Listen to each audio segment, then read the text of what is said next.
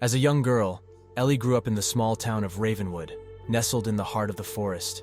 She was always a little uneasy, feeling like someone was watching her every move. At night, she would hear footsteps outside her window and see shadowy figures lurking in the corners of her vision. But her parents brushed off her fears, chalking them up to an overactive imagination. One evening, Ellie was walking home from her friend's house when she heard the footsteps again. She quickened her pace, but the footsteps grew louder and closer. Suddenly, a hand shot out and grabbed her, pulling her into the darkness. Ellie was dragged through the thick forest, screaming and writhing against her captor's grip. But he was too strong, dragging her through the trees and underbrush until they arrived at a dilapidated old house on the outskirts of town. Inside the house, Ellie saw a twisted maze of corridors and rooms, all stained with blood and filth. Her captor was a man with a twisted face and a sadistic smile. He spoke in a low, gravelly voice as he explained his plans for Ellie.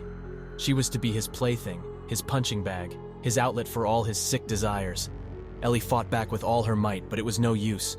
The man was too strong, too cunning, too depraved. He locked her in a small, dank cell and left her there to rot. Days turned into weeks, and Ellie lost track of time. She was beaten, tortured, humiliated. She watched in horror as the man brought other victims into the maze, each one screaming and pleading for mercy. Ellie knew she had to escape, but the maze was too complex, and the other victims were too broken and hopeless. But she refused to give up. She tried to remember the twists and turns, the dead ends and hidden doors. Finally, after what seemed like an eternity, Ellie saw her chance. The man was distracted, drunk on his own power. She snatched the key from his belt and stumbled out of her cell. The maze was even more terrifying in the light of day.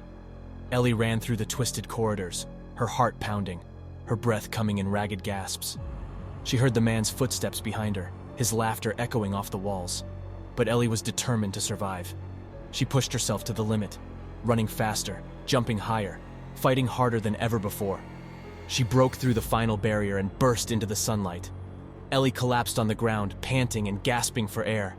She looked up and saw the man standing over her, his twisted grin still in place. But Ellie was no longer afraid. She had faced her worst nightmare and come out alive.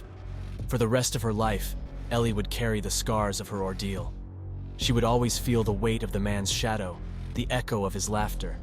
But she would also carry the strength and resilience that had saved her life. And she would always remember the lesson that had cost so much, that sometimes the only way out is through.